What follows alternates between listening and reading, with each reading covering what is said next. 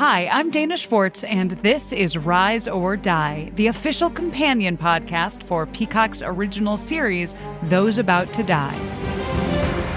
On this podcast, I go behind the scenes with the show's cast and creators to learn how they brought their brutal vision of Rome to life. I talked to acclaimed director and executive producer Roland Emmerich. When I saw the first race, I was like giddy. Actor Ewan Ryan. For an actor, that's a dream, although you do get a lot of sand in your sandals. And so many more. You helped summon those ghosts back onto that stage. Every day when I went to set, I was giggling about what I saw. I think it's going to be a breathtaking thing. People will freak out. Rise or Die launches on July 18th. Watch or listen wherever you get your podcasts. Hi, this is Rob Benedict. And I am Richard Spate. We were both on a little show you might know called Supernatural. It had a pretty good run, 15 seasons, 327 episodes. And though we have seen, of course, every episode many times, we figured, hey, now that we're wrapped, let's watch it all again. And we can't do that alone, so we're inviting the cast and crew that made the show along for the ride. We've got writers, producers, composers, directors, and we'll of course have some actors on as well, including some certain guys that played some certain pretty iconic brothers. It was kind of a little bit of a left field choice in the best way possible. The note from Kripke was, he's great, we love him, but we're looking for like a really intelligent Duchovny type. With 15 seasons to explore, it's going to be the road trip of several lifetimes. So please join us and subscribe to Supernatural then and now. Hey, everybody! You know, Tuesday was the first night of Hanukkah, so I'm here to tell you Happy Hanukkah. If you are someone who observes Hanukkah or just enjoys being told Happy Hanukkah, consider yourself Happy Hanukkah. I'm so glad that you got to use the conjugated form of Hanukkah in that wish. But yes, happy Hanukkah from me as well. We are in it. We are in the holiday season. It is upon us. And we have all of the things that you need to put underneath your tree or your menorah. Or into a stocking. Oh, yes. Jenny's favorite thing is I a love stocking. Loves a stockings. full stocking. What we're talking about, of course, is our merch. You can go on over to bufferingthevampireslayer.com and click on shop. You will see Smash the Demon Lizard Patriarchy t-shirts. You will see palm hats if there are any left. There were 5 last I checked. So if you want one of those, you better scuttle over there quick, and all sorts of other fun things. The shipping deadline for U.S. orders is today, the 15th. If you want ground shipping, you can pay more to expedite it. You know, I do it all the time. I wait till the last minute, but I'm just like here to bring you the news that if you don't want to pay for more shipping and you want to get some cool gifts for your pals, you can do that over at bufferingthevampireslayer.com. Just click on shop. And hey, if you're feeling festive, this Thursday, December 14th, I'm doing something that I do every year, which is to play a couple of holiday concerts online. So you can log in and join me and watch me as I play songs like Jingle Bells. And what about me? What am I going to do? Well, Kristen, I'm going to go like, I really can't stay. Oh, and then I'll go, but Buffy, it's cold outside. Exactly. That's what we're going to do. Also, Kristen tends to play glockenspiel, my stage at shows. Kristen and hold. tends to play glockenspiel. That's right.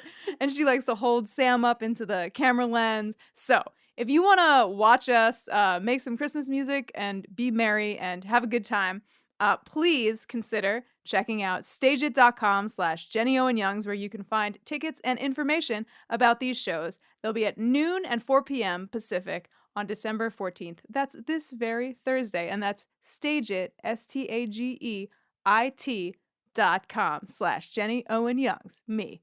Great. Except not the me. That was just an affirmation. Yeah. Last but not least, we want to just say we are so excited. I had the chance to interview Jeff Kober, who plays Zachary Kralik. He is wonderful. I had such an incredible time talking to him, and I'm so excited to share the interview with you all within this episode. Also, this is our last episode before the new year. Wow, that was so Catholic sounding. It came out of my It sounded core. exactly like my favorite Catholic jingle, which is the mystery of faith. Jenny's favorite part of any Catholic mass. Hell yeah. Anyhow, we will have a special episode during Christmas week. sharing with you things like our interview with the mayor of Santa Barbara, California. /Sunnydale. And interviews with, I don't know, Nerf Herder. Or whomever. So whomever. Yeah, I said it. So that'll be a little Christmas present for everybody coming out Christmas week. But we'll be back with the next episode, which is the Zeppo on January 3rd. So stay tuned for that. And we have a special guest on that episode, Andrew T. from the podcast Yo, Is This Racist? Andrew T. is going to be joining us to talk about all things Xander. Oh boy. Hooray. And now, on to the episode.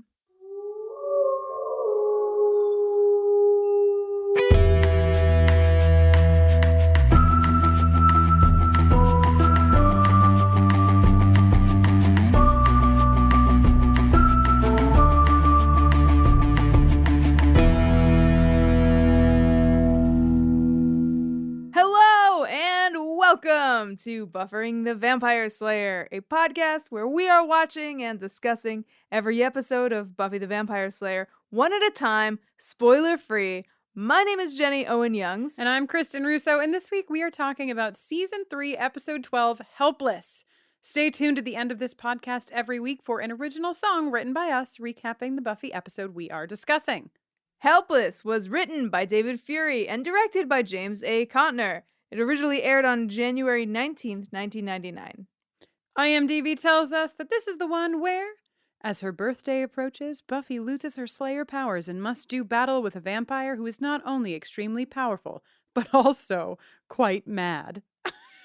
Quite mad. Quite mad. I guess they mean like mad, like insane. Yes. But it just like I hadn't read it before. So I like when I first read it, He's miffed. He's just pissed off. He's just and that vampire goes by the name of Zachary Kralik. And we told you up in the intro before we hit the little credits song coming in, but oh my gosh, I got the chance to sit down with Jeff Kober, who plays Zachary Kralik, and had one of my favorite conversations, I think, of all, like since this podcast has started. He was such a joy to talk to, and we're going to get to that interview within this episode. So get excited. Yes, get excited. I've heard it already because I have privileged access to our recorded materials. Jenny's on a high patron level, Patreon level. She gets to hear interviews way before they go to air. It's really, really good. So yay, great. Okay, but in order to get there, first, we have to open on candles, a bowl of grapes,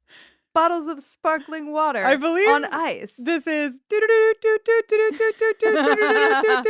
Angel Combustion Watch. Yeah, so okay, Jenny just paused it and looked at me like, what am I supposed to do after you do the do-do-do-do-do-do-do? And I was like, what is your favorite segment, Angel Combustion Watch? And she said, was there a fire in the fireplace when they were sparring Jennifer Owen Young's? Look, I made a note of it later. There was a roaring fire and 100 million candles.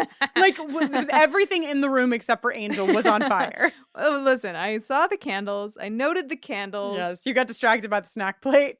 I got distracted by the snack plate and by the sparring that's totally unladen with any sort of other layer. Nothing going on there but good old-fashioned training. Right. We've seen Buffy train before with various people. Yes, we've seen her fight people instead of doing what she really wants. Listen. Wait, I just want to hit the snack plate one more time because if this was not 1998, I would suggest that Angel is a reader of autostraddle.com because this spread is so Linnea, who writes for Autostraddle and is a dear friend of ours, has been doing cheese. Like she's just been imparting her knowledge on how to make the most beautiful cheese plate that you've ever seen in your entire life. Now, I don't think Angel really nails it, but I feel like he read some of Linnea's article and he was like, I'm going to go to Whole Foods because I heard that they have like 50% off a different cheese every day. And he went and he bought his cheese and he made this. It's just a ridiculous. Wow. I didn't even see that there was cheese. Yeah. I mean, it was like cheese and grape. It was like a spread. It was a spread, Jenny. You can't have a spread without cheese. Sorry. I saw grapes. I stopped at grapes. Grapes own my heart. Anyhow, if you're needing any cheese plates to serve to the Slayer who you're in love with or any of your relatives over the holidays, you should check out autostraddle.com. I'm telling you. Oh, yeah. Beautiful. It's beautiful what's happening over there. I love it. This has not been a paid advertisement. I just love it. So there's this whole thing about like satisfied and like that's not the word I would use, which we quickly blow through to get to the part where Buffy lets Angel know she has a date with an older man. Yeah, who good likes it when joke, she calls Buffy. him daddy. Great joke. Read the room. But we get to see Angel be very uncomfortable and squirm, Yeah. which is great. And you already pointed this out, but I do really like that they have decided that because they cannot sleep together, they will train together. You know, I mean, apart Yeah. from the obvious reasons I love it because of Faith and their training, I just love it as a thing for Angel and Buffy that, like, you know, if we can't do this thing, we got to do something. So Yeah, well, she clearly has a lot of energy that she needs to burn off. clearly, as we we'll see get to that in the next scene. This is the most phallic the show has ever gotten, I believe. Oh, Go is that like a on. surprised? Oh, Yeah, I didn't notice. She has a literal like Things I see through. dildo-shaped Phalluses, cheese plates, select fireplaces. Jenny, she literally in her hands has like a dildo made of amethyst, and she's like clutching it tightly, and is like, oh, and then Giles is like, you okay? Like, you know what I mean? Like, it's a fully I just missed, I guess, what she was gripping. Unbelievable. I see what I want. We're entrusting you as 50% of this podcast. Yeah, and you're the 50% that covers phalluses, apparently. Wow. Anyway, Glad to help everyone. Yikes. So Buffy's training now includes gem identification. But does it? No, it's just a Well, I don't know. Like, obviously later we find out that this is covering up something bigger, but it still seems pretty like useful knowledge to have. Does it? Look, being a slayer is not Have you ever seen this girl use a stone? No, because she doesn't know how yet. Okay, maybe I don't remember Rome what wasn't happens. built in a day. I don't remember what happens in the series moving forward, but perhaps read gems. There will be another episode where Buffy sings, "We are the crystal gems. We'll always save the day. And if you think we can, we'll find another way." It's beautiful. It's why the people of this town believe in garnet, amethyst, and pearl. And Steven. Great. What? I feel like we are in many places at once. What? We're looking at Buffy look at Amethyst singing the theme song to Steven Universe, which contains many characters that are the crystal gems. You're right. We are in one place, and it is a great one, Jennifer. It's very beautiful. I have called you Jennifer 2 times, and we've only been talking for like 10 minutes. I better get my shit You better together. fucking watch it, girl. So we go to the playground? We go to this used to be Cemetery. Drew's playground. No, it is the playground. It is this used to be Drew's playground, yes. I would prefer if that you would refer to it by its proper name. Okay, so we go to this used to be Drew's playground. Thank you. And we see Buffy fighting this vampire. Oh, right, she like tosses him down the slide. Right. And she's like quipping, and then she like gets dizzy. And then the tables turn, and then she almost gets staked with her own stake. Yo. The horror. Ugh. How many? One of my notes was, how many Slayers do you think have died this way during this horrible, dated, ridiculous ritual? Like, how many Slayers do you think were doing a great fucking job, and then they were drugged, lost their fucking strength, and got killed? What the fuck is this shit? It's disgusting. And do you know what it makes me think of? What does it make you think of? The patriarchy.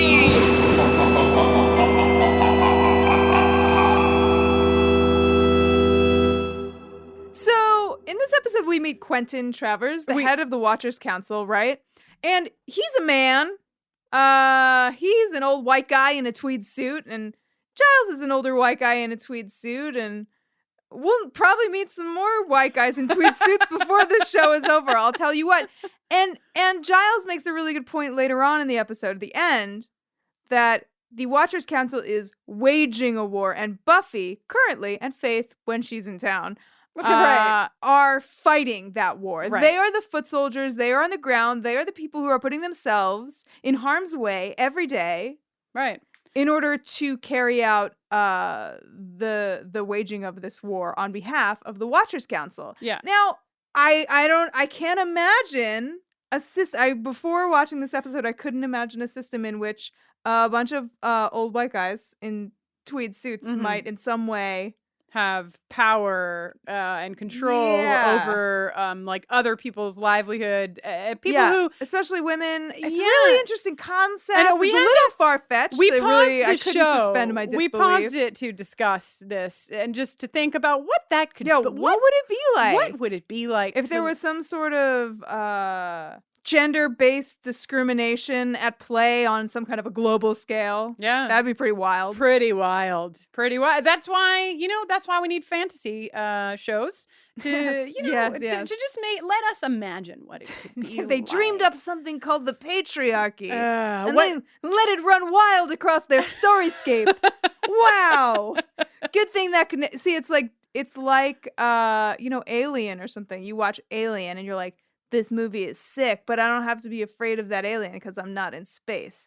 Here we are on Earth. We don't have to be afraid of this patriarchy because obviously it doesn't exist. Right. It could never exist in real life. It's too far-fetched. Too far-fetched. Also, I kind of feel like we are in space, Jenny. I mean... Well, I guess everything is if in you want to space. get really technical. Anyhow, this is just an alert that we will probably be using the patriarchy jingle a few times in this episode. Okay? You've been warned.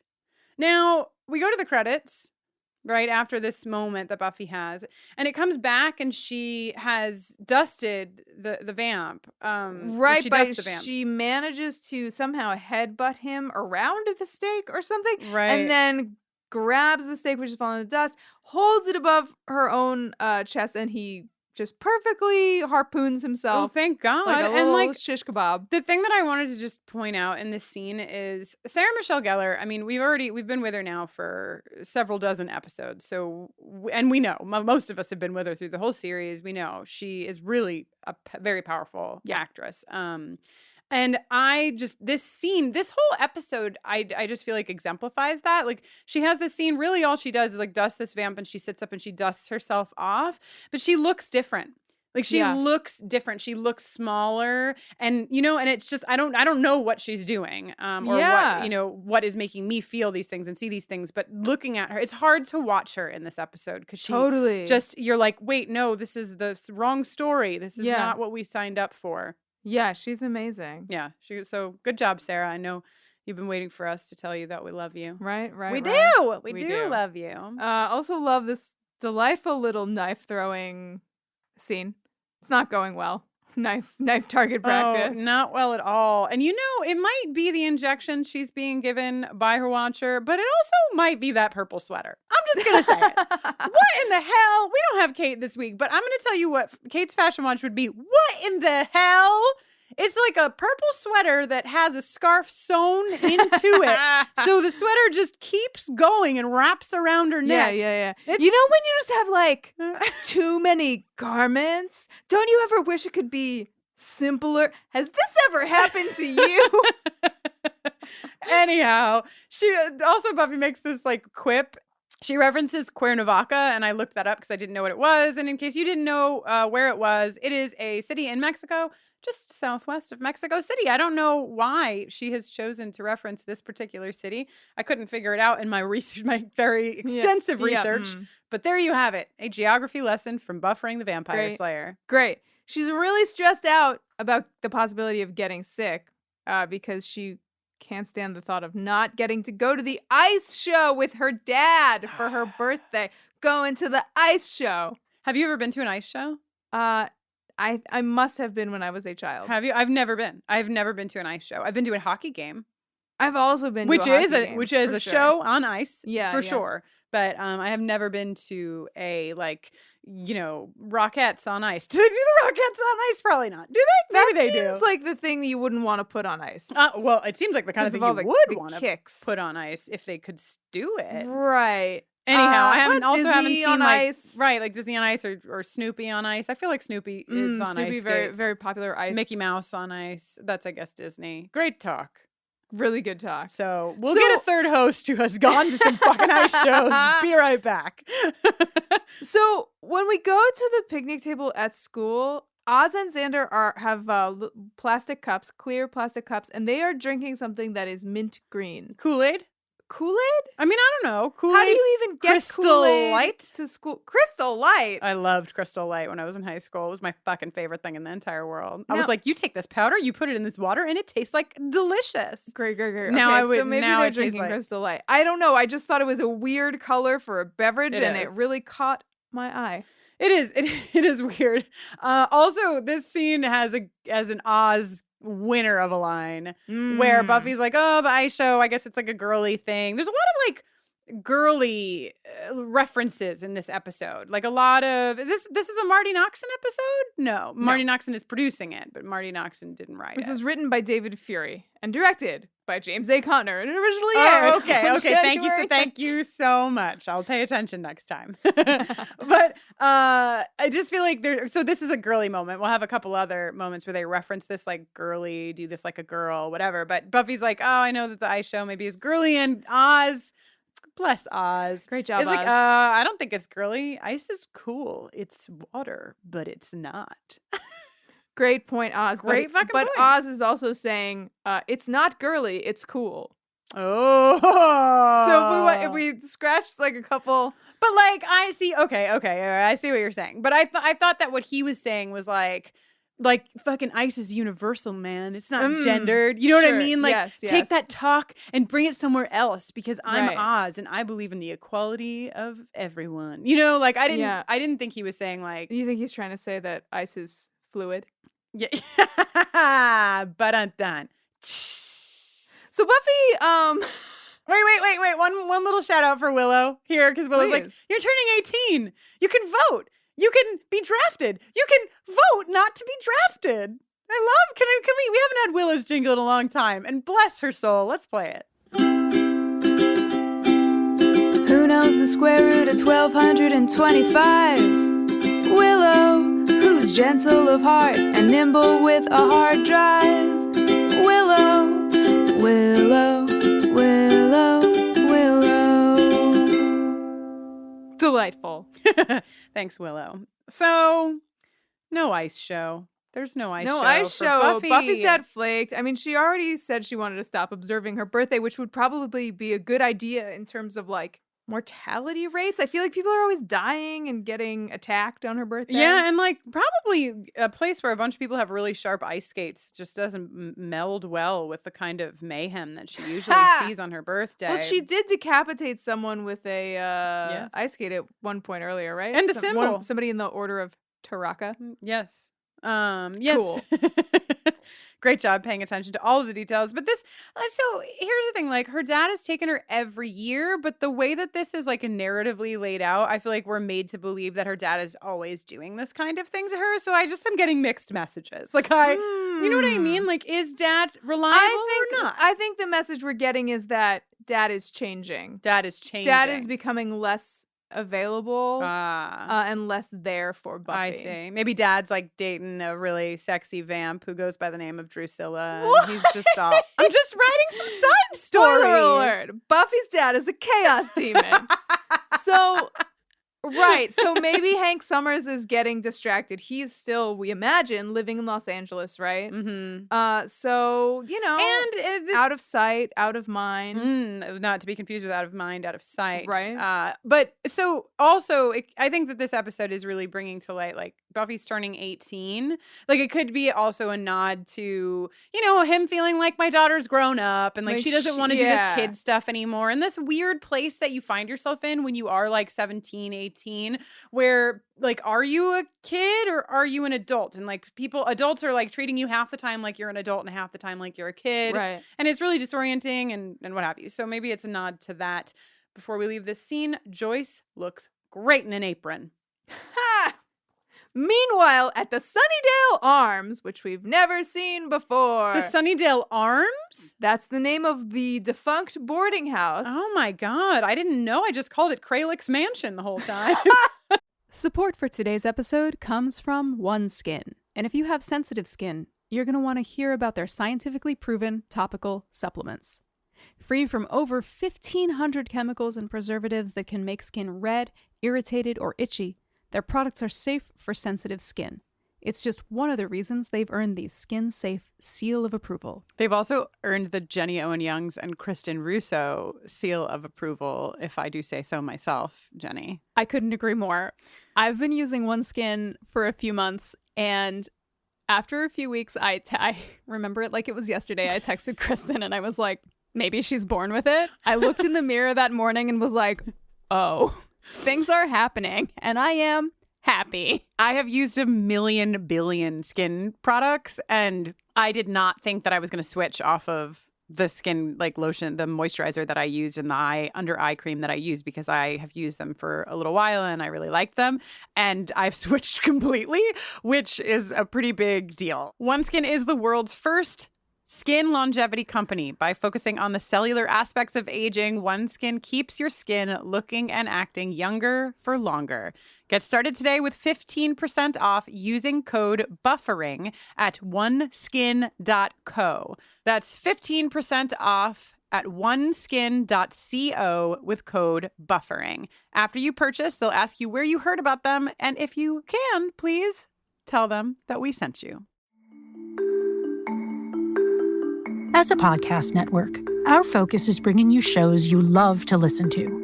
But we also sell merch related to those shows. And partnering with Shopify has made that both possible and simple for us to do.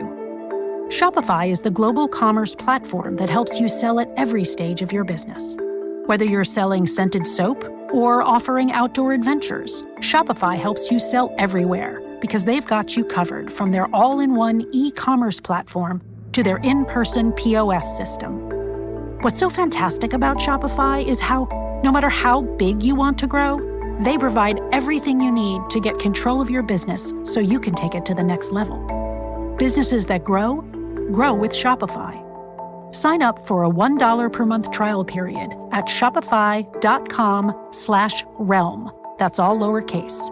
Go to shopify.com/realm now to grow your business, no matter what stage you're in. Shopify.com/realm.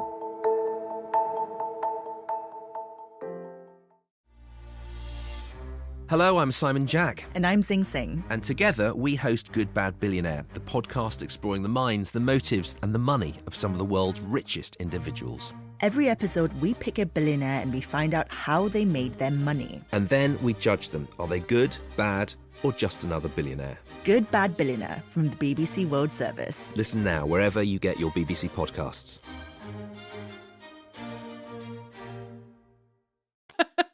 So this is a thing you see, I've seen a ton in England and some here too. Boarding houses and hotels and apartment buildings that are like the blah, blah, blah arms. The Russo arms. The Russo arms are looking good because she swims all the time. No, that's not what you mean? Okay. I mean, that is accurate, but not what we're here to discuss today. So I want to put out a call because I did a brief Googling. A call to arms? Oh my God, a call to arms. I did a brief Googling. I couldn't get any hot answers, but I bet some of you out there know. What is the origin of this particular way of naming things? And is it specific to boarding and lodging? Like, what's the deal? Or can it be a different kind of building? Jenny asks, what's the deal? Let us know. Let us know at bufferingthevampireslayer@gmail.com. I know you're furiously typing already, so thank you.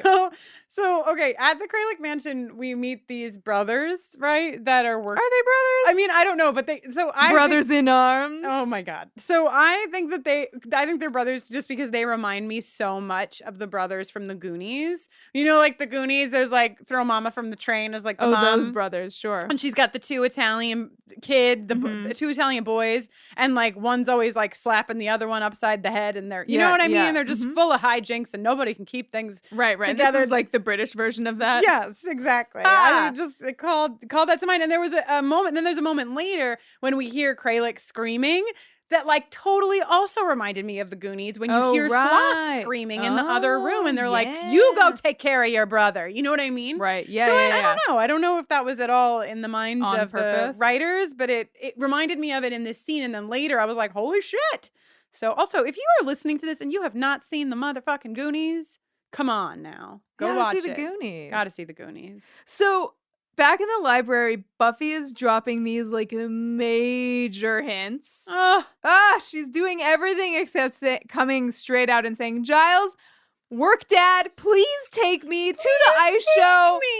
You are the most prominent and meaningful father figure in my life, and it would be very fulfilling if you would take me to the ice show. I have in all caps my notes for this scene. Buffy is asking Giles. Wow. Giles is drugging Buffy. Yeah, he's very preoccupied. And he just feels fucking horrible. Like he's not paying any attention to what's happening around him because he's consumed by guilt. Right. He's totally preoccupied with like what his role in this that he can't He's in come a to terms horrible with. position, Poor as we see played out Giles. in the thing. Like he doesn't want to do this horrible thing, but if he doesn't do the horrible thing, then he doesn't get to be her watcher, which ultimately winds up being the fucking thing at the end anyway. So it's just a real conundrum. Also, I don't feel like these injections are as sterile as I would like them to be. Just saying. Just, you know what I mean? Like they also seem kind of random. They're like random times of day or random. No, like it's not like he's finding a vein. You know what I mean? Well, maybe he doesn't. Maybe it's a subcutaneous injection. You're a subcutaneous injection, as I've always said. Also, shout out to Buffy's puffy green pants that she's wearing as she leaves this scene. No, you didn't notice them? I noticed exactly two articles of clothing in this episode, and I will talk about them when we get there. They were both Willow's hats. They were both Willow's hats. No, one Willow hat and one other thing. Willow's rocking two hats in this episode. And that's my next note, Willow's hat.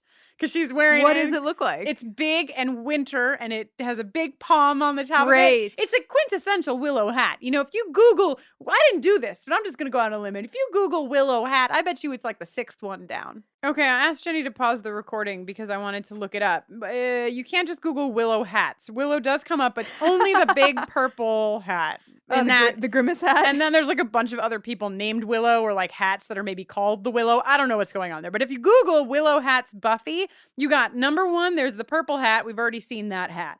Number 2, we have not, spoiler alerts, can't talk about that hat.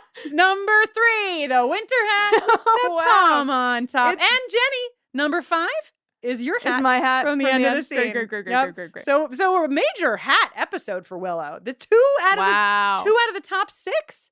That's a big deal. Well, you know what all these great hats are not helping Willow do is changing Amy back from a rat into a person. Shout out to Amy. Still a rat.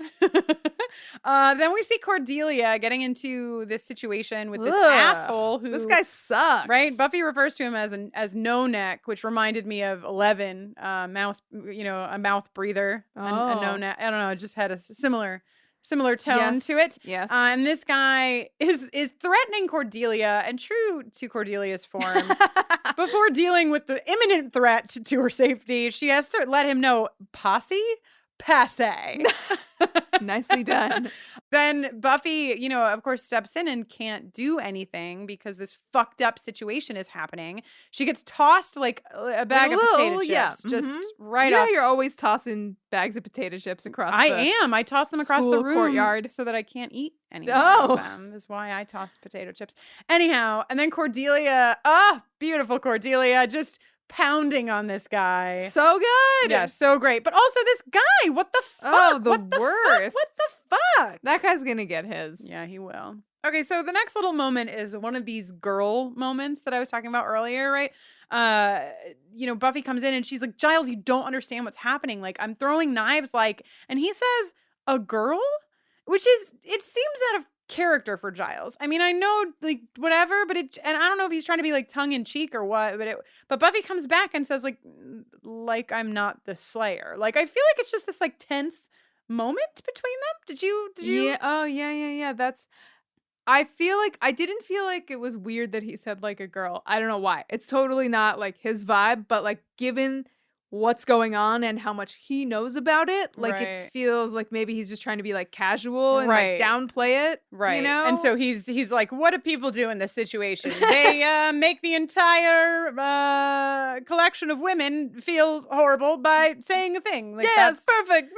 Okay, fine. Either way, it's shitty, but it's also like noted. It's not like he just says it and she's like, yeah. She's like, she looks at him like, why did you just say, like, this is out of character for you, Giles? Yeah. You know, so just a little thing. But he's doing a lot of things that are out of character. He's like Yeah. totally distracted. He's like staring into the middle distance a Mhm. bunch.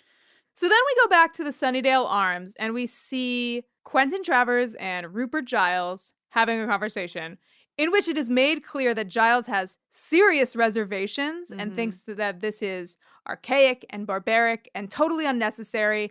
And the people at the Watchers Council who don't know Buffy at all want to put her through this test that's just tradition. Of course, we agree with Giles because what the fuck is the point of killing? You've trained a Slayer. You've invested all of this time and energy into training the Slayer and helping her achieve her truest vampire slaying potential so that you can weaken her and enclose her in a building with a vampire who has a good chance of killing her just to prove that she wasn't Slayer enough?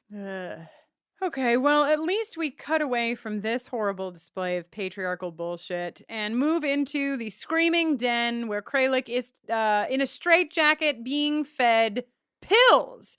This is an incredible entrance. I can't really call it an entrance because it's the camera that enters, not Kralik. But this is just an incredible introduction to him. Like, you see the thing open and he's like all bound up inside of it. And it's just so good.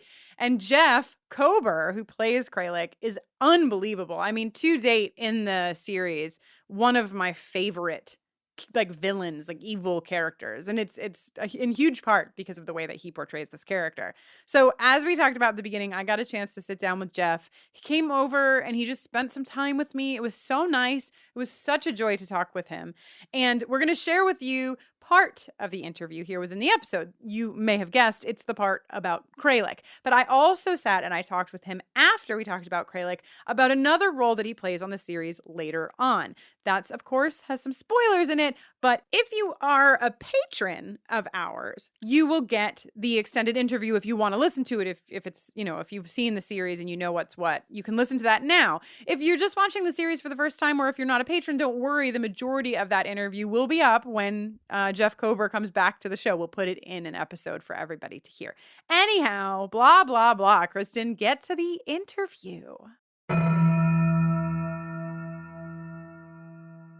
So hi. Hi. Welcome to Buffering the Vampire Slayer. Thank you. Thank you so much for coming all the way out to Altadena to talk. It's beautiful. It's a beautiful drive.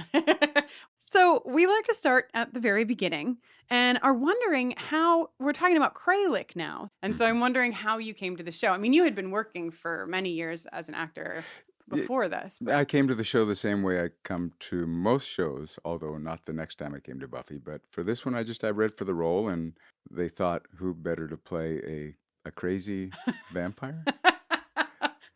Manic depressive? I'm not sure. Psychotic? Something. Yeah. Well, and Kralik was interesting because he was like evil before he was a vampire and then was a vampire as well.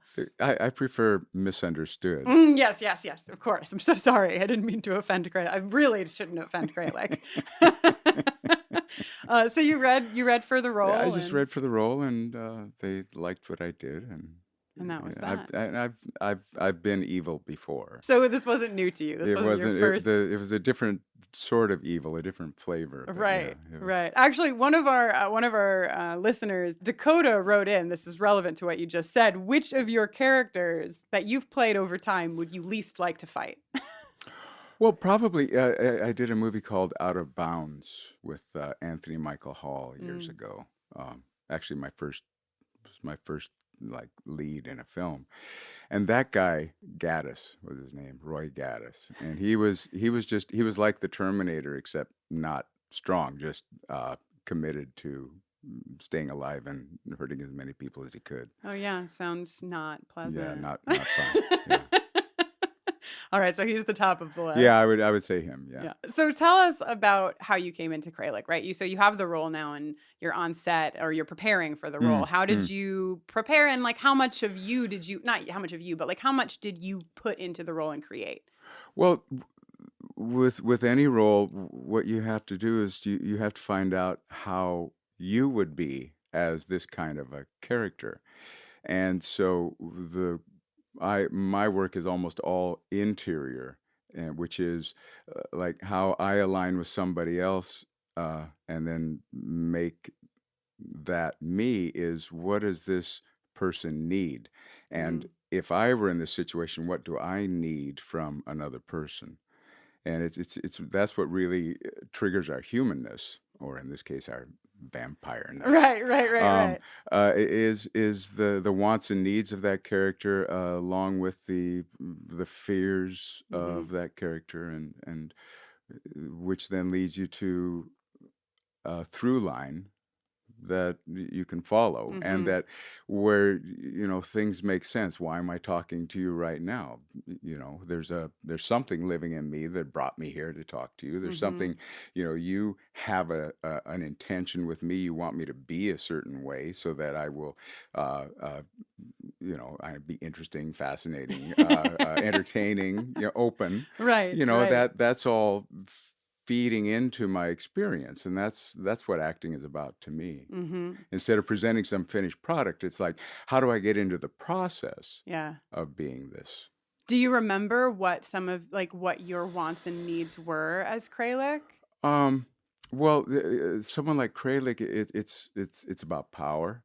And power is always expressed, at least partially, in terms of sexuality, and enlivening that within ourselves that is without censor. And along with that, the desire to sully the innocent. Right, to bring to darkness wants tarnish. more darkness. It's like, So yesterday I was reading a little bit here and there about some other work that you've done, and I read somewhere in a bio or a Wikipedia page that you practice the Meisner technique with acting. And I don't act anymore, but I went to my undergraduate for acting, and like the thing that moved me the most about my entire practice in acting was Meisner, and was the practice of Meisner. So hearing you talk about your want and your intention, it's like ringing all of these bells in my head. I'm like, I love that. Fantastic. Yeah. Well, that's why you're so fresh and open and present. I was trained. You were trained. You're trained to be present. I will never forget the beginning stages of that the exercise. Just like, my shoe is untied. Your shoe is untied. But it's brilliant. It's brilliant. It's brilliant because it trains us to get into process. Yeah, absolutely. Yeah, I mean, do you notice that, like, if you're at a play or watching a show where someone is showing you who the character is, and he or she is talking in a very particular way, I want to reach for the screen and strangle them. Right. Because I want to have an experience. And I can't have an experience unless you, as the actor, are having an experience. Right. And also, especially, being able to pivot to what's happening in that moment is so crucial. Anyhow, Meisner tangent, but interesting, I'm sure, to people who either know or don't know about the Meisner technique. And just to be clear, what Meisner said about acting is that acting is behaving truthfully under imaginary circumstances. So good. And so you're not asking yourself, if I were a real human, how would I be? It's like, I am a real human, but you're my sister, or you're my daughter, or and then that changes the tenor of how we speak with each other. You don't have to figure that out. You just have to take that on as a reality. Right. So a small acting lesson built into this interview. So I want to just touch on some of the specifics that happen in this particular episode. One, when I was watching it, I rewatched it again last night. And so Kralik is bound up and, being fed pills with water. And so there's this scene where, like, you're being given a glass of water to drink, but you're not using your hands. And I just thought, from a behind the scenes perspective, maybe you have some memories. You could tell us how many times you had to do that, how many water glasses spilled on you.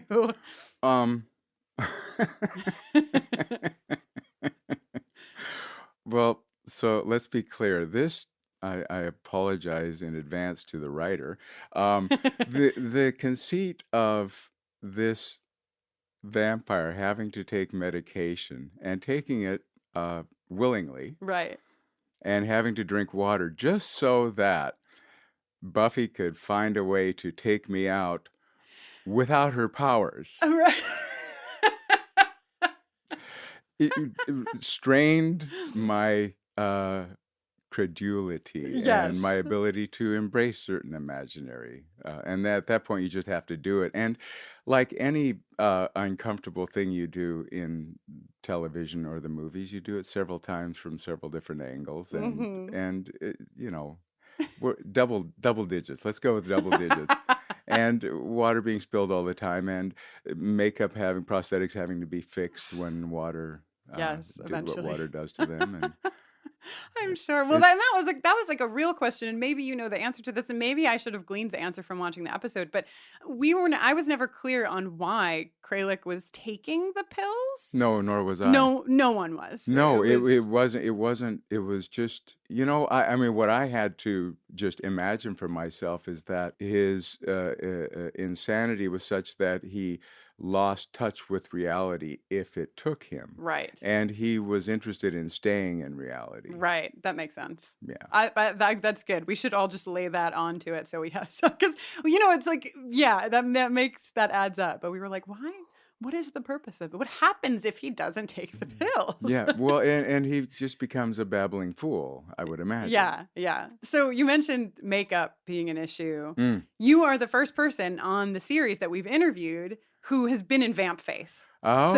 So people are just like, okay, let us know, what was this process like? Well, it's if you've ever gotten a tattoo, it's like that, except longer. Well, depending on the size of your tattoo. Well, my tattoo is very small. That's the only one. It takes longer than that. But that feeling of, okay, that's uncomfortable, but I can't move. Oh, for such a long time. And once you embrace that, it becomes meditative, because the only thing that makes you uncomfortable is the idea that it should be over and you should be able to move. Right. Once you let go of that, then you're just like, okay. And it's it's something that I've gotten used to because I've done Alien Nation. I played a potato head on that. That's what we called ourselves. But there are people like working on you and putting this really intense glue on you and poking you, and your skin gets very sensitive. And that was probably 2.5, 3 hour job, putting it on, and then 45 minutes to an hour taking it off. And then doing it all over again. And doing it again. Boris Karloff, who played Frankenstein, that makeup was so intense, and they had, it was so primitive that he would wear it for a week. What? Yeah. And just never take it off? Yeah, just never take it off. They would just patch it each day. God, his skin must have it must have been horrifying. A nightmare. Yeah. Talk to us. So Sarah wrote in from Twitter and wanted to know how long it took you to get used to the fangs. So, you talked about the makeup, the prosthetics, but how, were they sort of just glued onto your teeth? Yeah, they just slip on. Mhm. They take a dental... Yeah, when they pour mold. that stuff in your mouth, and it feels like a really bad nightmare, except it's real. They take an impression of your teeth and then build the fangs for that. And I never got used to them. It's really challenging to speak through those teeth. Jenny and I both have sets of, I'm sure they're a little under grade of where your fangs are at, but we have, they come with a little mold set, and they're two individual teeth, and you mold them to your teeth. I do a little bit better than she does. She feels like she has to keep them exposed all the time. Well, you can't just speak normally. You have to do something different. So you end up having to wake up different muscles of your face. I think I had contact lenses in that as well. Yeah, so, I think so, because I think you actually may have had contact lenses in both of the roles. But I'll ask you about. I think I did. Yeah, I'll ask you about Rack later. But yeah, so you had contacts, you had piles of makeup on. You had fangs, and for a lot of it, you were in a straitjacket. Yeah, I was bound up. Yeah. So that sounds like a challenging acting job.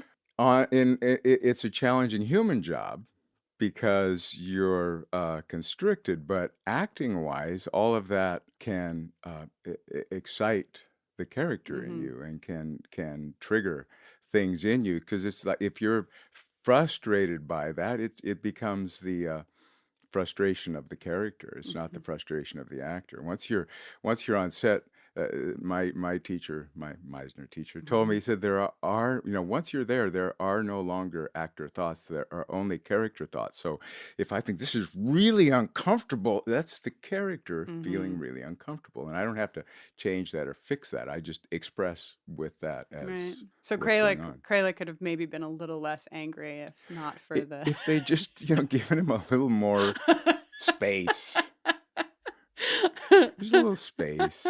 So one other thing from Kralik is that Kralik is dusted at the end. You die, but you die like a vampire. Dusted, is that what we call? That's what happens to vampires? Yeah, because you turn to dust. You know, Yeah. you get staked and then poof, Cool.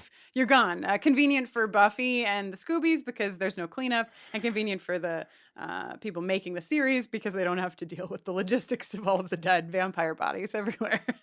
But I wondered if there was anything special that you had to do as you died, like freeze frame or anything like that. I think I had to move within a certain small parameter, and they'd stay on my mark. But you ask them, so what's actually going to happen here? Because clearly I'm not going to turn into dust, but they're going to do something. I don't know what your powers are, but Yeah, I not imagine not that. So in post they're going to do something. So you ask them how that's going to play out, and then you come up with an idea, and then you check that with the director. And with the producer when they come down to the set because you're changing lines and they don't like you to do that, which happened.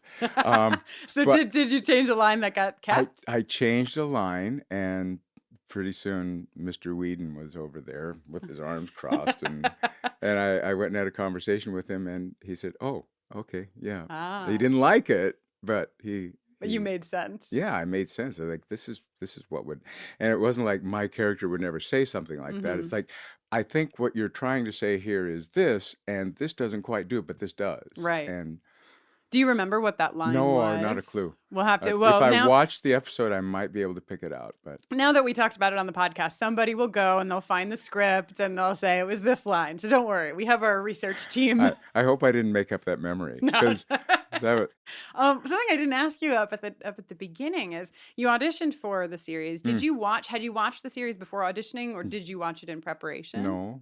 So have you ever seen the series? I've seen scenes. I think I've actually watched this. I think I might have watched the episode. Right. I think I did. This particular episode. Yeah, I have memories of seeing it. Are you a fan of like the fantasy horror genre in general? I am. I'm not a fan of slasher, but I do love fantasy. Is the way that fantasy has gone in the last 15, 20 years is not really my bag, because it's like romance novels with a little bit of fantastic world thrown in. But at Buffy, I was a fan of the movie. The movie rocked, Yeah. and Sarah was just fantastic in the show, and I think they did a really good job, and I appreciate. I enjoy what others would call unreality. Because none of it's real. So why not make it a little elevated? What did you think of the Wonder Woman movie? Oh, loved it. We did a special episode. We've only done one special episode since we started, and it was on Wonder Woman because people were like, you can't talk about Buffy and not talk about Wonder Woman. Yeah. I thought it was incredible.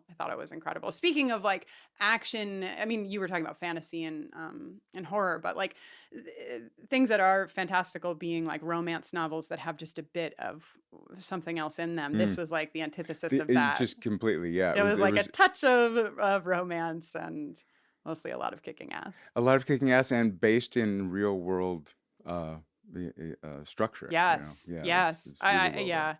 I thought it was incredible. And this Halloween was just so magical, seeing all of these tiny girls dressed up as Wonder Woman. Yeah, just very, very important always, but I think very important right now. Fantastic. So, yeah. So let's just go back to the show for one more moment. I want to make sure that there aren't any other stories that you have from set or just from the whole experience that you want to share with us.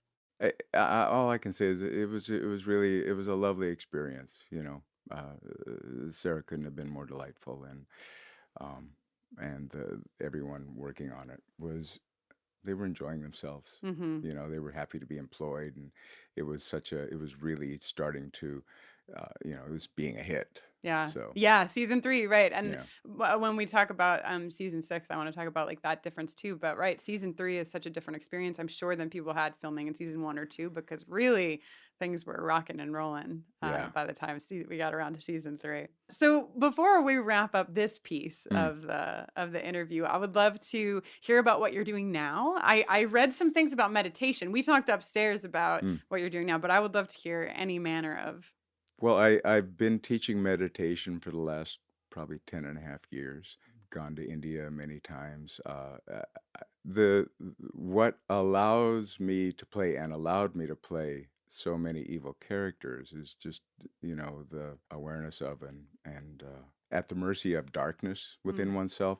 And, when I really looked for a solution to that in every way possible, and I found it in meditation. And when I started doing the meditation that I teach, which is Vedic meditation, VEDIC, which allows you to transcend the whole of your darkness, your ugliness, your thoughts, your feelings, all that, and you begin to heal in a different way. And so meditation, I ended up being a meditation teacher because it transformed my life, because I started to let go of my identification with that darkness and started to know myself as spirit, or even just as a normal human. Did that change the role? Like, did that change your acting career at all? Because you said 10 years ago. So this meditation wasn't a part of your life when you were playing Kralik, for example. I was. How long ago was it? Probably 20, almost 20 years. Yeah. Well, I've been doing this meditation for probably 16 years.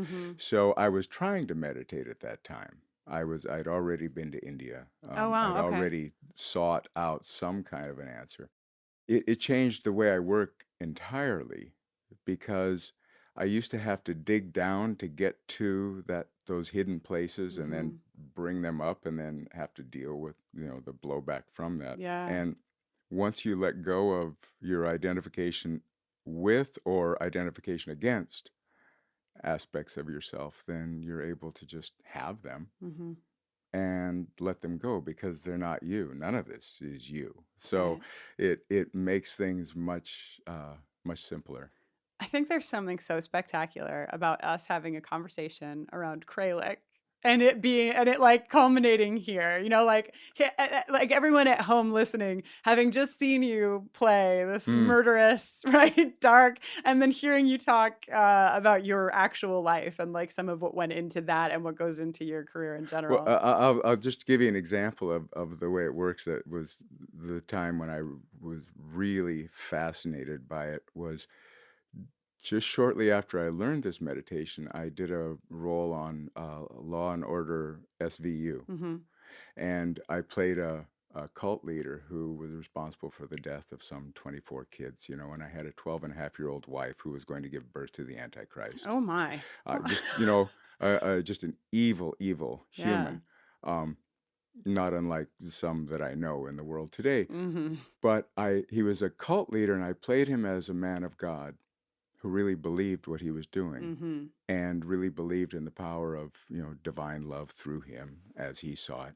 And so I was just having a great time on the set, and I was having fun with everybody, and it was really just a delightful experience. And then when the show aired, I had several friends, because it was a really good episode. I had several friends come over, and my wife was there and my son, and we were all watching it. I was able to see the first scene, and I had to leave the room, because playing that as just a human or as a man of God in the context of the horror being wrought by this individual made him even more evil. But I wasn't feeling that when I was doing it. Yeah. So that was really an amazing experience. Wow, that really makes a lot of sense and like hits home, I think, contextually too, with like where we are and what we're seeing happen, and how it's just so I mean, I imagine that having played that part, like, right, you were like, everything's fine. Like, there would have been no getting through, in quotes, to you as that character, because because he's absolutely in the right. Yeah. Why wouldn't I do this? Oh, that's chilling. Very chilling.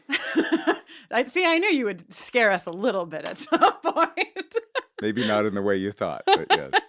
Well, we are going to continue the conversation, but it's not going to be part of this episode. So before we go, I want to thank you for talking to us about this episode and for all of the work that you've brought to us in so many different realms. Thank you so much. Yeah, It's really a pleasure. Don't you just want to listen to that man speak forever? All the day long, like I forever. say. You should just make tapes of him like reading the ABCs, and I would be like, I'm in. That would be ideal. Just wonderful. Just a dream. Again, if you want to hear more of our conversation, you can do that over on Patreon. It's available for all of our patrons, but the slightly edited version of what is over on Patreon will someday be available to everyone once we get there. Thank you, Jeff, again, for taking the time out to talk with us. It was just so great. Yes, I'm so jealous that I wasn't here, but also was so thrilled to listen to the episode. I was like, this is much better than if I was talking in the middle. No, it was just a delight. It was a beautiful listening experience for me, your wife. And don't you care about my listening I do care about you. experience? So like, Oz and Xander arguing about the different types of kryptonite. Oh, you didn't like this? I thought it was funny. I mean, it was like funny. You just don't like Superman. I don't. Maybe one day Outed. I will. Boom. Sorry. Yeah, I don't know if that's an unpopular opinion. Jenny only has eyes for Batman. Yeah. Well, as far as like DC heroes, it's not Oh my relevant. God. Why don't you push your glasses up on your nose, you nerd? Well, it's only as far as DC comics are concerned. Yeah, I should have said DC comics. I said DC heroes, but it's like Batman is technically a caped crusader, which he's not a superhero. But he is a dream and my fave in terms of DC stuff. Although now Wonder Woman maybe has topped to the heap. Maybe one day I'll fall in love with Superman the way that I'm currently in love with Wonder Woman. I fell in love with Superman when I was a teenager in the form of Dean Cain. Oh, I did like Lois and Clark. Yeah, Lois and Clark was fucking awesome. But just in terms of like, but mostly because I just had a huge crush on Dean Cain. Yeah. He's like a super Republican now. Oh no! I know. I'm sorry. Must we have? Can we have? Can't have anything nice. God damn it! Forget what I said. Scrap it. So like, God damn it. So they have this kryptonite thing that maybe one day I'll come to appreciate more. Yes, I thought it was cute. I called it a dork off. Oh, they have a dork off. Yeah, which is why I liked it, Totally. Because they're connecting. They just fell through the ceiling together in the last episode. They're like, becoming buds. Yeah. By sparring each other. That's true. Dorkily. That's true. And Willow's like, what if you don't get your powers back? Yeah, which is kind of like the thing that Buffy is turning around in her hands for the whole episode of like, what the fuck? Which is an 18th birthday thing, Who am I? What am I? Will I get my magical strength and agility back? I love that last week we did the episode and I was like, I believe that I have the magical power to spin a pencil in the air, and not one human being said anything about it. They were like, You didn't get any emails about that? Not a one tweet, not a one email. Everybody was just like, yeah, sure, of course you can spin a pencil. I've been keeping an extra close watch on all of the pencils in the house for the last week. I'll tell you what. The ones you can see. So Kralik kills brother number 1. A nice Italian meal. I know they're not Italian, but they're Italian in my mind. And there is like a whole like finger sucking thing. Not that that's inherently Italian or but anything. It's pretty Italian. Oh, well, I was just thinking about like, really relishing your food. The food that you make that I like the most is a big tomato sauce, and would lead to finger licking if necessary. Yeah. This is okay. Last week thumb sucking, this week finger licking. All here on Buffering the Vampire Slayer. Listen, we can't go a step further without acknowledging that the council is trash. This organization that claims to be the be-all, end-all of all vampire slaying and adjacent knowledge. Yes. Okay, let's brick up this house, and we'll just send the head of the council, the most important person in this very important council, and then just 2 guys who kind of don't really seem to have a great idea of what they're doing. No, it's okay. So we'll sleep in shifts. Quentin's coming and going. So at any given time, one of these knuckleheads, it's a 1-to-1 ratio, knucklehead to vampire. Sure, vampire isn't a straitjacket. Vampire is like chained up inside of a box.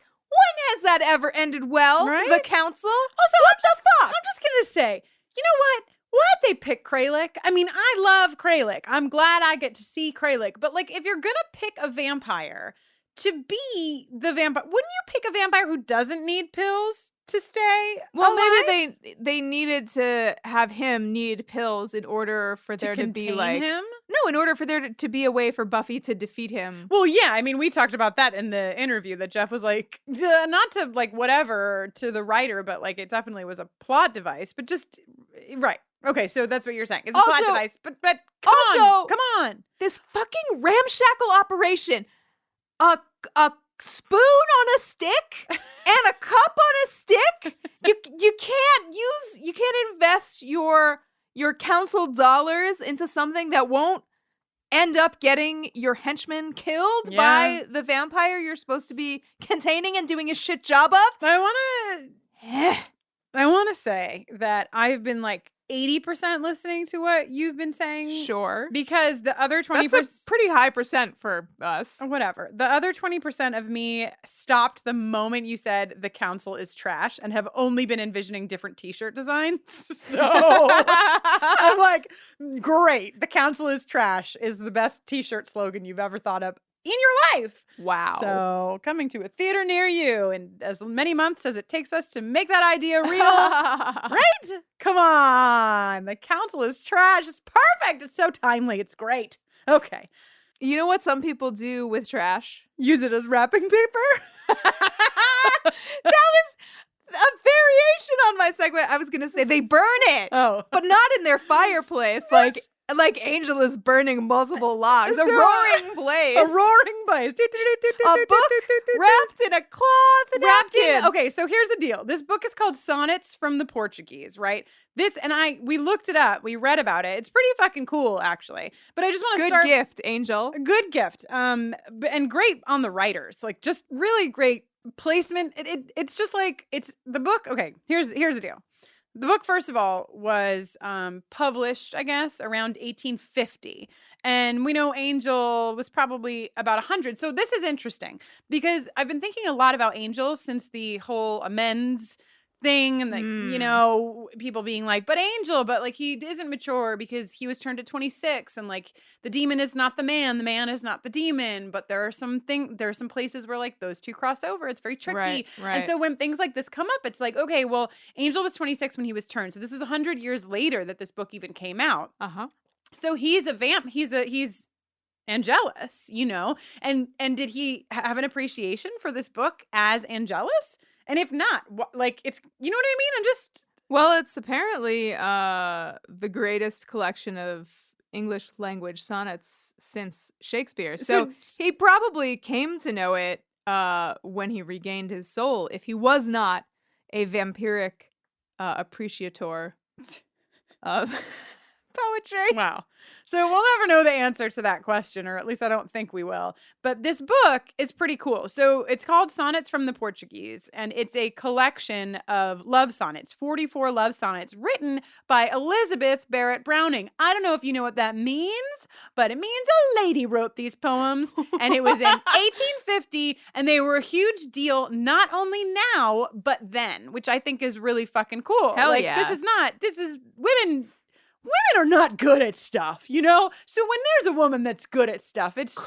Kristen, your tone isn't 100% indicating just how sarcastic everybody who you listens to this podcast doesn't even need me to have a tone. They know who I am. I just think it's amazing because, as we all know, even now, it's difficult as a woman to get the respect and accreditation that we deserve. So in 1850, the fact that this woman wrote these sonnets and was recognized then for how incredible they were is pretty amazing. And so we read a little bit about it. I just want to share a tiny bit. So Elizabeth Barrett Browning, was initially hesitant to publish this collection of poems because she thought maybe they were too personal. However, her husband, Robert Browning, insisted that they were the best sequence of English language sonnets since Shakespeare's time and urged her to publish them.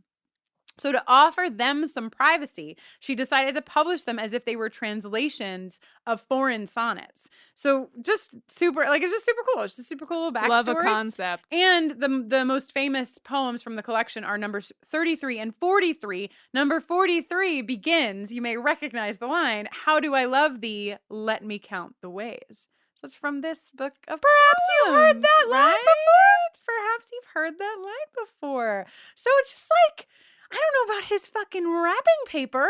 Maybe go down to the local Target, Angel, and get some fucking wrapping paper or papyrus if you're feeling fancy. I don't know. I kind of liked the rag, the vintage linen napkin or whatever. It was like a dirty rag. It wasn't a dirty A vintage rag. napkin That's right. made of linen is really stretching it for our pal Angel. Anyhow. Reduce, reuse, recycle. He's been around on the planet for couple 150 years. He's just, he takes it to a point. Okay. It's you know what I mean? You didn't need to write. It's like, when you were like a teenager, I don't know if you did this, but like when I was a teenager, sometimes I would write a poem and on a piece of paper, and then I would take the paper and I would burn the edges. Oh my God. Did you ever do that?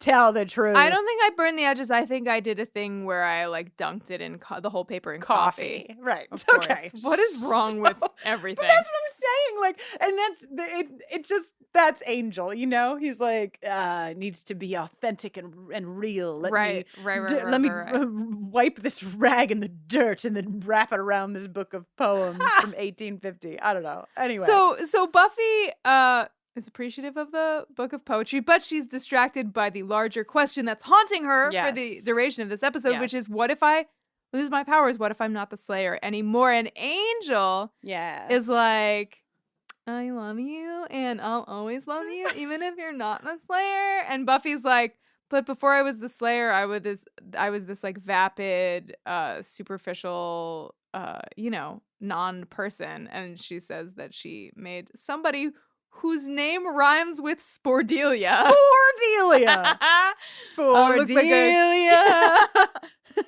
I love you, Spordelia. Yes, You're perfect. quite. Spordelia. So she says that next to Spordelia, or next to her old self, Spordelia looked like a classical philosopher. And this is when Angel reveals for the first time to Buffy, which we have already seen. Yeah, hold on, because I'm gonna dig on Angel a little bit for what you're about to get to, but you already dug on Angel for a moment that I actually thought was really nice. So I would like to just back it up a step when you were like, I actually thought that's what you did. You made fun of Angel, and I'm about to do that too. But I liked this moment when he said, you could never be helpless or boring, even if you tried. I think it's really nice. It's like he's really telling her what she needs to fucking hear. And let me tell you something about the characters in this show. They don't often do that for each other. They don't often lift each other up in like, in verbal ways. They lift each other up and like they help each other, whatever. But like, we don't see Buffy really telling Willow what she needs to hear very often. We don't hear Angel really telling Buffy what she needs to hear. And I think we really do in this moment. I thought it was nice. Yeah. I thought he did a good job. I think it's nice too. Gosh, stop spreading this terrible rumor that I don't like Angel. I totally no like Angel, and I think this is very sweet. It's also just like when somebody's been this brooding fucking vertical hairstyle for so long and been like so like, because he cares about Buffy so much and because being vulnerable is really hard, we've seen him like deflect a lot, and we've seen him talk around things, say things without saying them. We've seen him be like, what do I want? What do you want? Right. We've seen a lot of that. So to see him be so direct is like, nice. It is nice, but it's also like a little like jarring. Fine. But then we take a nice hard turn, don't we? Oh boy. Speaking of classical poetry, I saw you before. I watched you and I loved you. Everybody take a deep breath here, okay? Then he says something about like how he could see her heart That she was holding it out before her, and he was afraid that somebody might bruise or tear it, and he wanted to protect it and also keep it warm with his own.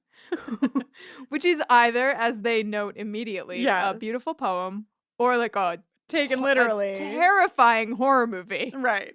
Which is great. It's nice to have them call this out. I think that was a wise decision on the part of the writers, and it really gives like something to this scene that it needs, like it, because they're sharing a really important moment. It's very nice, but also they need what the fuck? Yeah, we need a little levity in this moment, and we get it. Yes. So thank you, everybody. Now let's go. Speaking of levity, why don't we go back to Kralik's mansion? What's it called? The Call to Arms. The Sunnydale Arms. A call to Kralik's Arms. The thing one is waking up.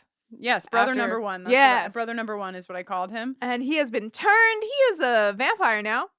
And he frees Kralik right away. Yeah. Kralik is like jaunty AF. Kralik is like taking a page right out of Hannibal Lecter's book. This whole episode is what I'm saying. I mean, he's like, it's a game. Like I'm sorry, Jeff Kober, if you're listening to me try to do your beautiful voice and horribly massacre it.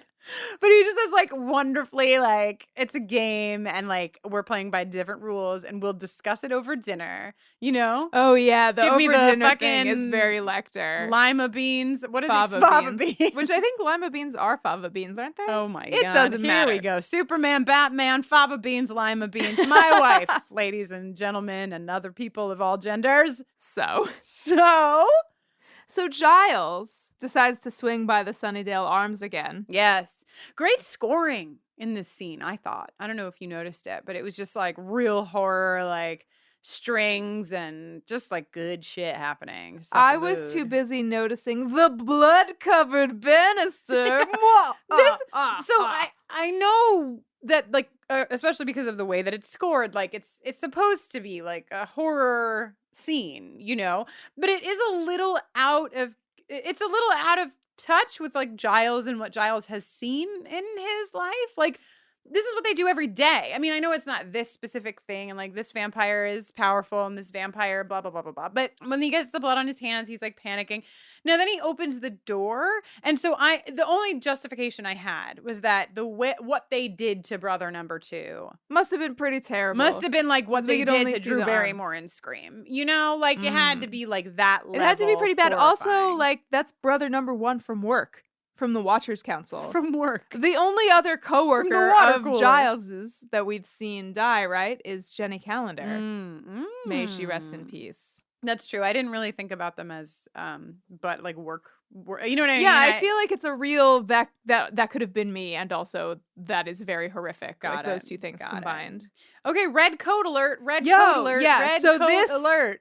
This Little Red Riding Hood thread that starts here, Buffy is small and helpless and wearing a huge red coat, right? We've seen the red coat before, just FYI. But in this episode, I know, but it takes on this whole thing where later when Kralik goes to the Summers house and is like laying out on the porch in the red jacket, much like the big bad wolf. Yes. Right? And then turns over and says, "Mother." And then later he says, "Why did you come to the dark of the woods to bring all these sweets to grandmother's house?" I didn't even realize. Yeah, it's so good. Yeah, we got Hansel and Gretel last week. We get Riding Hood this week. And now, we are in Fairy Tale How Junction. did Little Red Riding Hood defeat the wolf? Or did she get eaten? No, she had to defeat the wolf, right? No, she didn't get eaten. Oh, God. What kind of fairy tales were you reading? Fairy tales. How did she? Okay, according to Wikipedia, maybe the most popular version of the story involves the grandmother having been swallowed whole by the wolf, and then Little Red Riding Hood getting swallowed whole by the wolf, and then the woodcutter coming by and killing the wolf with his axe and freeing the grandmother and Little Red Riding Hood, who were just swallowed up. Yeah, I don't know what I was thinking when I was like, what kind of fucked up fairy tales are you reading? Because fairy tales are fucked up. Yeah, but also, doesn't this sound not like the ending that you remember? That's what It's not ringing any bells for me. But like, also, I think that as a kid, you internalize things differently. Like, you're like, yeah, the wolf got full of stones and he's fine, whatever. You know what I mean? Like, you don't think about it the way that I think we think about it, where we're like, what the fuck was that about? Yeah. So I don't know. Please tell us what kind of Red Riding Hood stories you grew up with. Yeah, because I don't remember it. I guess I think the thing that I remember the most from the Little Red Riding Hood story was when the wolf dressed up like the grandma. Right. To trick her. That was like the thing that really, stayed with me. Sure, yeah. So I don't know. And then when Jenny was like, what happens? I was like, I think that the wolf tries to blow down a bunch of houses, but they're made of straw and bricks. And she was like, no, that's the Three Little Pigs. And I was like, same wolf. Also, I'm like high on Buffy, so I was like, surely Little Red Riding Hood managed to like trick the wolf and like, first I was like, put the wolf in the oven, but that of course is Hansel and Gretel from last week. Or put the wolf in a closet. Right. Or like, it's a great fairy tale. It's about a wolf who leaves a breadcrumb trail to the grandmother's house trying to blow down houses. Yes, perfect. Anyway. And a tortoise and a hare run a race. You'll never guess who wins. So anyway, love this moment. Red coat. So Buffy runs into Kralik after she gets catcalled on the street. Yeah. So this is where we're so tough to see. This is awful. Because we always see asshole men being asshole men to Buffy, and Buffy being like, "Oh yeah?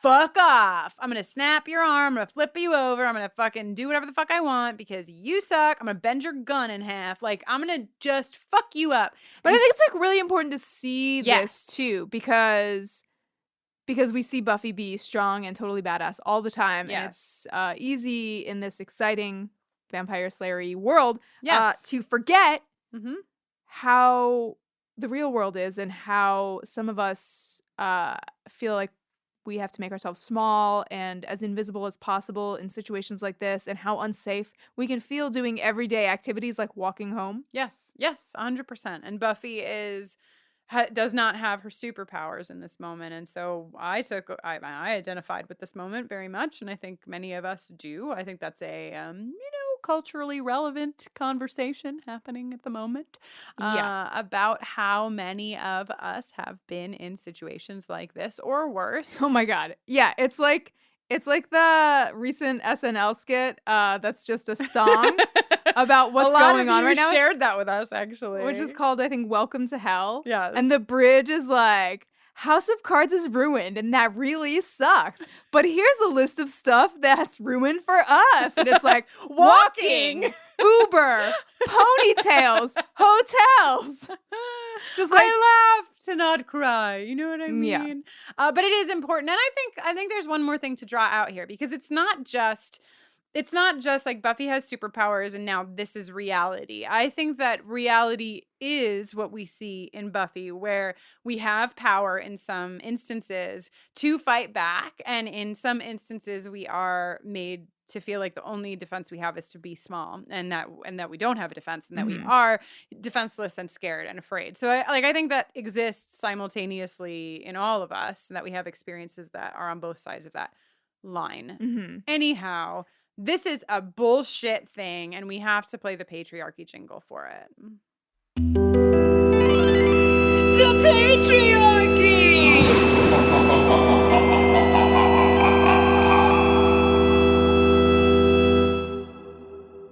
Okay.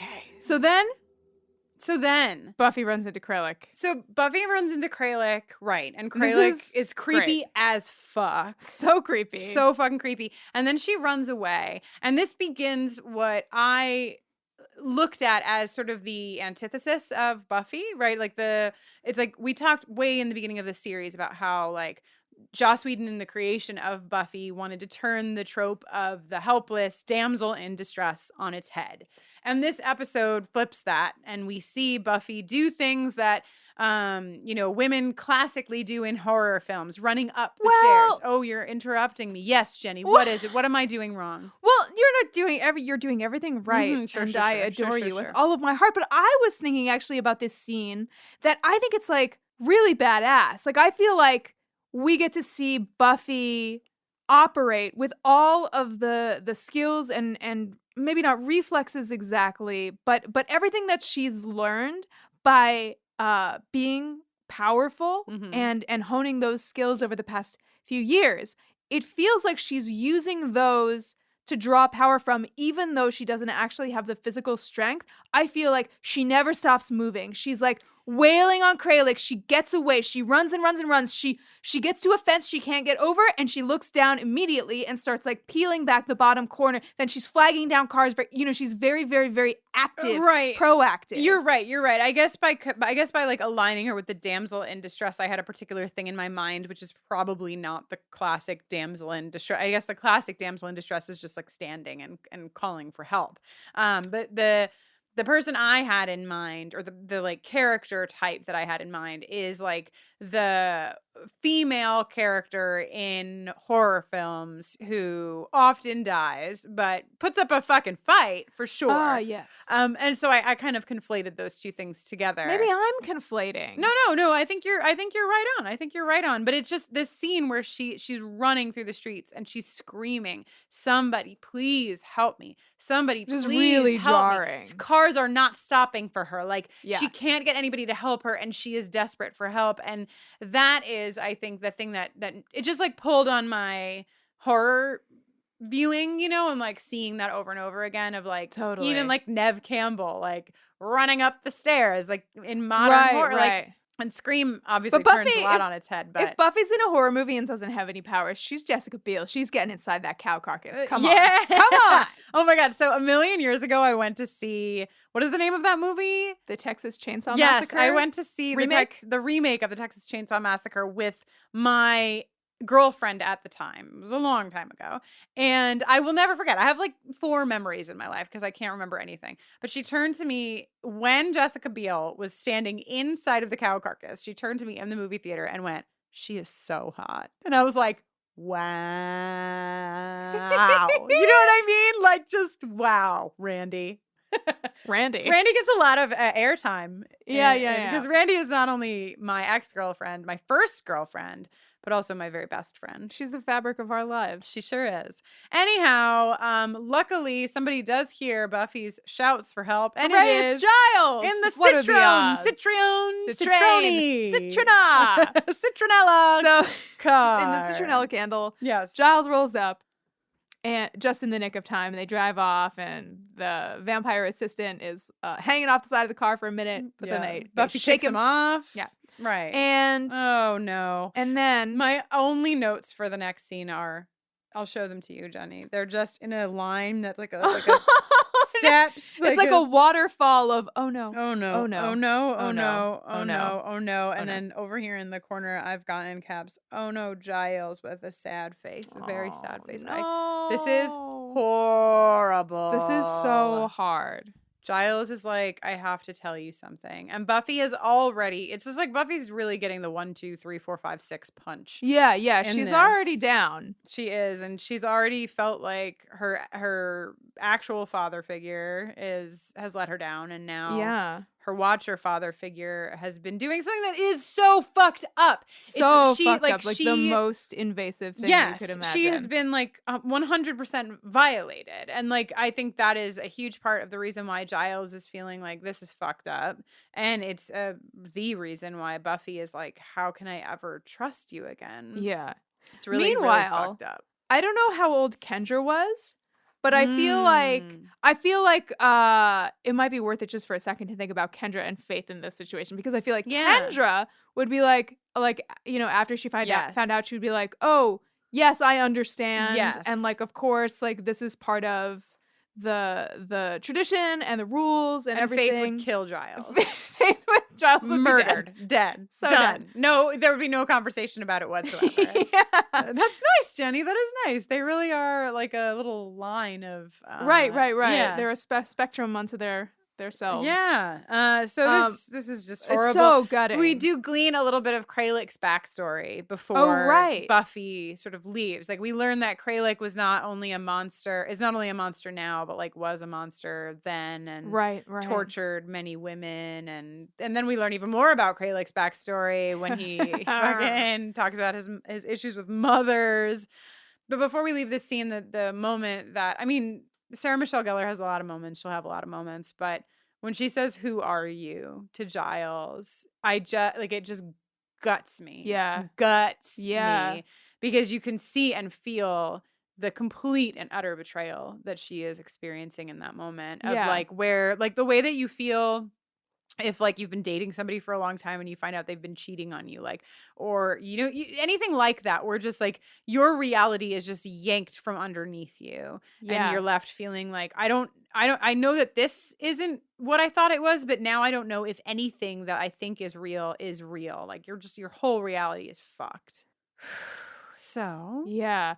And what is so amazing about this show is that we can have this utterly gutting scene contain Cordelia's entrance, and she's hilarious, doing a paper on Bosnia, very time specific. But Buffy looks really upset, which might mean the world is ending again, in which case I'm not gonna bother studying.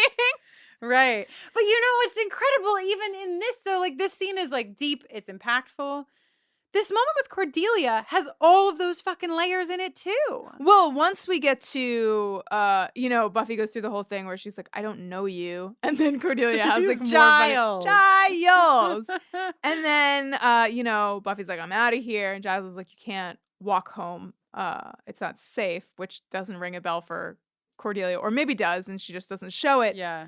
And then Buffy's like, Cordelia, can you drive me home? And Cordelia's like, immediately in a different emotional place. Yes. And is like, of course. Of course, I am here for you. I just recognized that what is happening right here is on a different level. It's on a different plane, and I am there to meet you because I am Cordelia and I am perfect. Play her jingle, God damn it. Cordelia, I love you, Cordelia. You're perfect, Cordelia.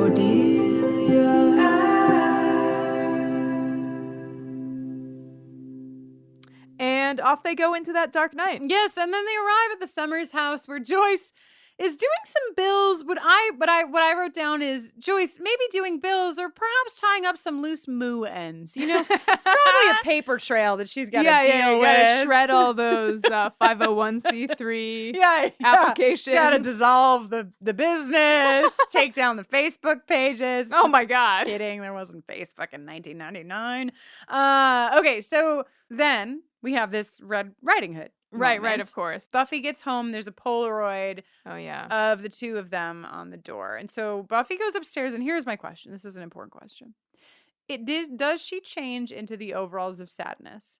Are they the overalls of sadness, or are they a different pair of overalls? You apparently were watching like a hawk every single thread. You didn't notice the overalls? Of fabric. I didn't notice the overalls, but I'll tell you what. Based on her agility, her movements, I'm gonna have to say they're not the overalls of sadness. Because the overalls of sadness are determination, baggier. They're very Jenko-esque. Right. The The legs. I remember really being like, "What is going on with the legs of those overalls?" So she puts on the overalls of what did you call them? Determination. So she puts on the overalls of determination, and she packs her weapons. We see her heft. Just like we saw Willow heft her laptop, Buffy hefts her weapon bag. That bag's a lot heavier than it usually is. Yeah, and then off we go to Kralik's arms. Yeah, Kralik is just taking lots of Polaroids of Joyce. She's got a what do you call it when there's a piece of fabric in your mouth? Yes. Yeah, she's got a gag in her mouth. He is positioning this whole thing so that he will turn Buffy into a vampire, and the first thing that she eats will be Joyce's face. Delightful. Way to go, man. What an image. What a setup. This guy has got vision. He's got guts. So, Kralik also, just a sidebar here. Kralik, I don't know if you noticed this, Jenny, but he also has a fire going in the house. Oh my God, I missed that. What's wrong with you today? Kralik also has a fire going. I just thought that was nice. And I also noted that we see Buffy again, she's so scared when she walks into the house. It's just so hard to, it's hard see for all of a whole us. Different Buffy. Meanwhile, British men clashing. Giles is like, your perfectly controlled test seems to have spun out of control. And Quentin Travers is like, pip, pip, pip. God, I wish I could remember. He reminds me of the trope character in any fantasy. Oh, like the turtle in the Neverending Story, like Morla the Ancient One. That's an insult to Morla. No, because Morla's like, I don't care. Yeah. Morla is going through something, but that level of like that belief that like I don't have any control over anything, and perhaps if I did, it wouldn't matter. Right. Quentin Travers is just like, this is just the way it is, and the way it always has been, and thus we must, and nothing you say matters, and like never are they like, this is a human life. Right. Never is Quentin Travers Not like, this is a registered human being. in what's in any capacity. But I will give Quentin Travers no points. I will give Morla the Ancient One all the points. So interestingly, Giles doesn't give a rat's ass about the council's orders. Hell yeah. Yeah, Giles, I wish he had gotten there a little sooner, but what we see with this episode is that he kind of couldn't have gotten there sooner, and him getting there at all has cost him his job. Yeah. So it's very complicated. And it's like his father and his grandmother, it's like his whole family have been watchers, and it's a whole thing. And then what is so sick? I'll tell you what's so sick. What is so sick? Well, Giles is like, I told Buffy, so the test is off. And Quentin's like, ah ha ha. Joke's on you. The test has already started. Yeah. Buffy's there. And then Giles is like, what the fuck? And he's like getting his shit together, and he's rushing out the door. And Quentin is like, it's not our business. And Giles does that sick thing where he like grabs him by the lapels, and he's like, it's not business. Giles is like, Ripper. Yeah, but like Ripper Dad. Yeah, Ripper Dad. He's like, that's my daughter. I gotta go. Yeah. And off he tweeds. Off he tweeds back to Kralik's arms. And my next note when we go back to Kralik's arms is always with the falling bookshelves. Okay, but how does people with their bookshelves? They're always killing each other with bookshelves. Weak little Buffy, who can barely hoist a weapons bag, tip a bookshelf? That enormous bookshelf. Like, that's the fucking thing with bookshelves, Jenny. I guess. Doesn't take much to knock them the fuck over. Plus, like, they're in Southern California. The biggest lesson. Earthquakes. They should really be bolting all these. The biggest lesson is in all of this is bolt your bookshelves or put them against a wall. Come on, people. Putting your bookshelves in the middle of the room. Then we hear Kralik go like, hide and seek. Hide and seek. Which is so great. Tickled me to no end. So like, Buffy's getting chased all through the house. She goes up the stairs. Kralik grabs her through the stairs. Whatever. She finds her way into a room where the light's Polaroid off, room, and she turns the light on. There's just a bajillion Polaroids all over. This is another like Hannibal. Like it reminds me, I'm sorry, I keep saying Hannibal. Kralik does not remind me of Hannibal. Kralik reminds me of Buffalo Bill. Buffalo Bill. Yes, he reminds me of Buffalo Bill from Silence of the Lambs because he had it's like they have the same like kind of serial killer vocal intonation even, put the lotion in the basket. Can't you just hear Kralik telling her to put the lotion in the fucking basket? Anyway, so then this is like all I could hear in my ears when we were rewatching the episode tonight was Jeff talking about like, I don't even really know why I was taking the pills. I think I was taking the pills so that Buffy could defeat me because that's kind of what happens here. And like, it's great. I mean, I'm happy Buffy won, but it's definitely this bizarre moment where he's like, I'm the most evil vampire. I'm going to kill you. Oh no, my head. I must find my pills. Okay. But then but shout out to Buffy going down the laundry chute. Pretty sick. Also very fast thinking, grabbing the pills, running away. Yes. Oh, hey, there's Joyce at the bottom of the laundry chute. How convenient. Then Kralik comes down the stairs, and Buffy, to her credit, is like, oh, I was just leaving. Oh, I was just headed out the door with this bottle of your pills. Like, very effective. Yes. Not just, like, leaving them over by the water or anything. Like, No, I would no, have done no, if yeah. I was Buffy the Vampire Slayer. That's what Jenny the Vampire Slayer would have done. Jenny, I Here you can't go. wait. Here are your pills. I'm sorry I took them. I can't wait for the series called Jenny the Vampire Slayer. Oh, it'll be a hoot and a half. Anyhow, so he drinks the holy water. And then Buffy's like, kapow. it's holy water, bitch. Sorry, I said bitch, but I feel like it's very apropos. Jenny. So then we go, Kralik's dead. Joyce is like, can't you do your thing, honey? Your strong thing. Oh, yeah, your strong thing where you rip the ropes. And then we go to the library for Wait! Oh! We don't go to the library yet because first, after... Oh, right. As Buffy's about to free Joyce, the other vampire we totally forgot about comes crashing in with Giles, hot on his heels, who stakes the crap out of him. Yes. And then Buffy's like, thanks, Dad. Dad loves me. Right. I think Buffy actually gets to Dad loves me in this next scene. Yeah. She's not there yet. She's just like, oh. Yeah. I think she understands the conundrum that Giles was in the next scene.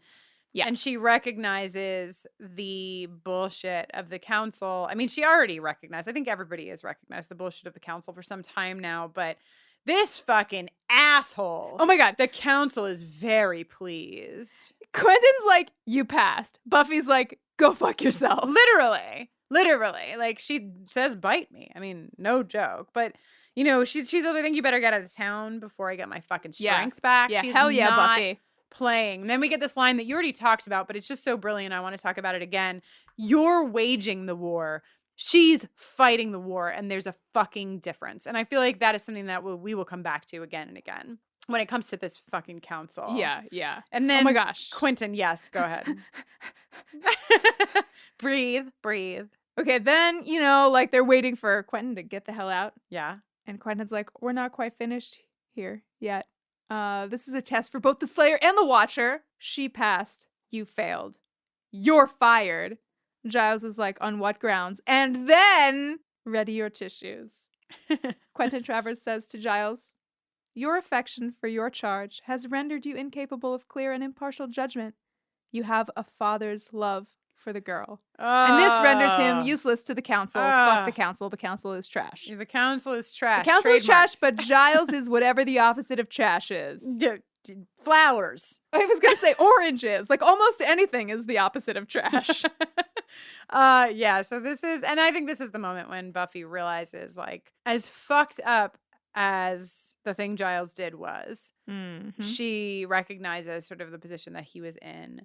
And then we get this really fucking great last moment between Quentin and Buffy that this reminded me of so many moments I've had in my life where this fucking ass is like, she says, bite me. And this fucking ass says, colorful girl, like a smug motherfucker. I fucking hate you. Really? You felt Quentin. like that was smug? I felt like it was like he was like a little bit shook. You think? Yeah, I felt like he was like covering his shookedness with trying to be sassy, but I don't think he pulled it off. No, well, we'll any just have to fucking agree to ass disagree. that says colorful girl just means look at this sprightly little one. Look at this one that like thinks she has sass. I don't know. Maybe I'm bringing my personal shit into it. I just feel like might be. No, fuck Quentin. Fuck you, Quentin. Can you hear me? Okay, but then Giles helps Buffy clean her wounds. Yes, and then everybody's making peanut butter and jelly sandwiches. Oh my gosh, and Joyce is so proud. Was very She was clever. very clever. So great. And then Willow is wearing the hat. The most alarming hat in the history of hats. It's sort of like, God, what? Like, how even? It's like a basket hat, you know? It's like a basket, an upside down basket that's made of like, I don't know, shiny rope or something. And it's like yellow with like bright orange stripes. It is the stuff that nightmares are made of. Oh, bless your heart, Willow, and your hats. I love you and all of your hat choices. Anyhow, we put sort of a little cap on this girly lid that we've had throughout the episode where, you know, Buffy can't open the jar. And so she's like, and Xander's like, you need help with that, little lady?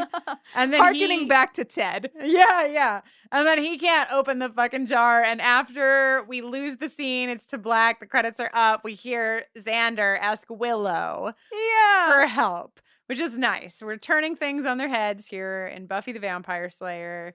We appreciate it duly. So very much. And so that's the episode. Except Sexual Attention Award. Time for a holiday classic, the Sexual Tension Award. Jenny and I have a disagreement about this. I'm uncomfortable. Yes, I said that the Sexual Tension Award should go to Buffy and the amethyst dildo. Okay, it's not amethyst and it's not a dildo. Jenny said that was indecent, and she would prefer it to go to Buffy and the blue stone because she only has eyes for it. Yeah, she got lost in its gaze. That's beautiful. I believe understand. the title of the award is the sexual tension, not the romance The award. thing is that it's not the sexual tension is actually between Buffy and Angel. Right. She's just taking it out on that quartz rod scepter. Anything other than the word you chose. So you would choose quartz rod over what I'm saying. I think scepter. Quartz rod. Scepter is my pick. Quartz scepter. Okay. So you want to give me a nod, but give it to Buffy and Angel. Just for the sake of the youth. I don't know if they've ever won it before, and they probably deserve it. Right? Yeah. All right. It's all build up and no payoff. Sorry to over there all at of the Vamp gems. Mansion. Yeah, sorry to build you up and then take you down like that. But gems, you got nothing. The Sexual Tension Award's going to Angel and Buffy. I am sorry. And their cheese plate. Wow. Well, on that note, my name is Jenny Owen Youngs. Quartz rod for short. It is my pleasure to serve you on this and all days. When I am not making this podcast with my beautiful wife, Kristen Russo, I am making songs and recording them and going on tour and that kind of business. If you want to learn more about me, you can go to jennyowenyoungs.com/buffering. Or if you want to really learn more about me, you can just come on down to stageit.com/JennyOwenYoungs and watch me play some Christmas music this Thursday, December 14th at noon Pacific and then 4 p.m. Pacific in an encore performance. My name is Kristen Russo. You can learn more about me on my website, KristenNoline.com, or over on my Twitter or Instagram handles, which is just Kristen Noline. Do you know how to spell that? Probably, but I'm going to tell you again anyway. KristinnOeline. You can learn about the work that I do with LGBTQ young people and their families. I also just want to give a quick shout that last year, Everyone is Gay put together a free e-care package that brings together a mixtape, a crossword puzzle, a coloring page, a journaling page, and a lot of the holiday-specific resources that I have helped create over the years. And that is still available for free download. You just go to everyoneisgay.com/lovelight. It's called Where the Love Light Gleams. And the cover illustration was done by our very own Kate Leth. Wow. So it's pretty important around this time that we have things to keep us buoyed. It's my word of the week. You're way into being buoyed. And I think that could help. So you can check that out. And you can learn more about the work too at everyoneisgay.com or mykidisgay.com. Buffering the Vampire Slayer is on Facebook, Instagram, and Twitter at BufferingCast. And you can always shoot us an email at bufferingthevampireslayer@gmail.com. You can support this podcast and its hosts in a variety of ways. One, you can go on over to iTunes and rate and review us. It helps people find the podcast and find each other. Another great way to find each other is over in the land of Patreon. You can support us just by going to bufferingthevampireslayer.com and clicking on Patreon. We are, I think, $60 away from our goal over there. So we're really, really close, which is very exciting. And as you know, there's many fun things that you get over in the land of Patreon. So thank you to all of you who continue to support us and continue to help us grow this work. Praise. In many ways. It's very wonderful. And last but not least, of course, you can go on over and get yourself some Buffering the Vampire Slayer merchandise. There's lots of stuff over there, things designed by Kate Leth, by Isabella Rotman, by Christine Tuna. There's just a whole bunch of fun stuff. So head on over there, bufferingthevampireslayer.com, and click on shop. And hey, before we go, we want to wish all of you a happy, happy, happy, happy, warm, joyful, love-filled, fuzzy, and combustible? Not combustible. Non-combustible holiday season. Yes. We're holding you all in our hearts, and we hope you have a wonderful end of December and beginning of January. Yes, we will have a special episode Christmas week. We talked about it up at the top, but just in case you missed it, we will be sending a special little gift your way via the podcast channel waves. Is that what you call them? Yes. The week of Christmas, but then we will be back with the Zeppo on January 3rd with special guest Andrew T. And I just want to echo Jenny. We love you all so much. You lift us up quite literally every day, and we are sending you all the love in the world this holiday season. We can't wait to be back in your podcast arms very soon. Till next time. Christmas.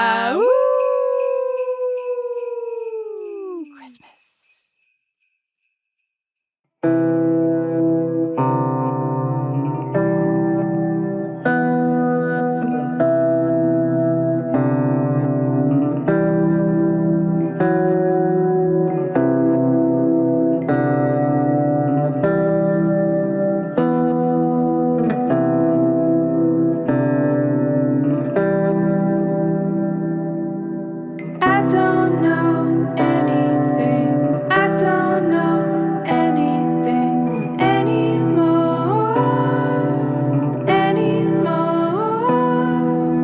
I don't know anything. I don't know anything anymore.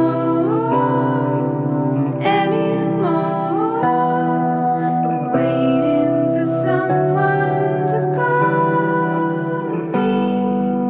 Waiting for someone to call. I don't know who you think you are, but you're nothing like how I thought you were. I don't know who you think you are, but you're nothing like how I thought you were. I don't know anything. I don't know anything anymore.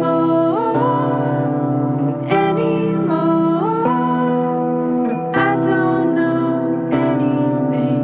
I don't know anything anymore.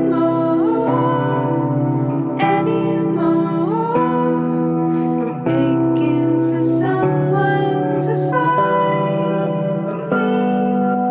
Aching for someone to find. I don't know who you think you are,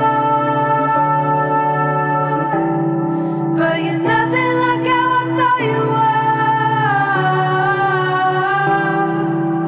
I don't know who you think you are, but you're nothing like how I thought you were. I don't know anything. I don't know anything anymore.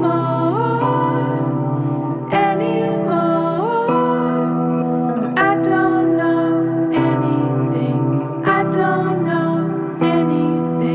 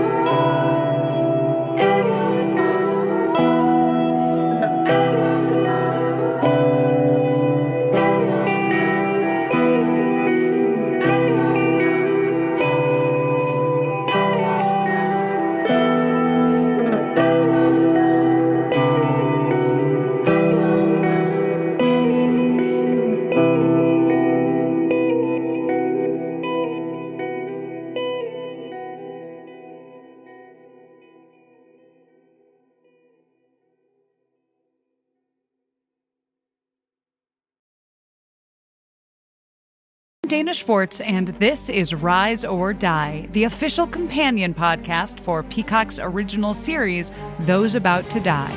On this podcast, I go behind the scenes with the show's cast and creators to learn how they brought their brutal vision of Rome to life. Gosh, people will freak out. Rise or Die launches on July 18th. Watch or listen wherever you get your podcasts. In your long-forgotten name, we call upon you. We call upon you. In the words of the unspeakable language, we call upon you. We call upon you. By the spilt blood of the wicked, who walk upon this world, sprouting the words of false idols, we call upon you. We call upon you. On the land of the dead harvest, that which brings the earth itself into your service, Yamal, we call upon you. We call upon you. We call upon you. We call upon you. Yamal calls upon you. The Sprouting, a Call of Cthulhu actual play podcast by Blighthouse Studio. Find us on your podcatcher of choice.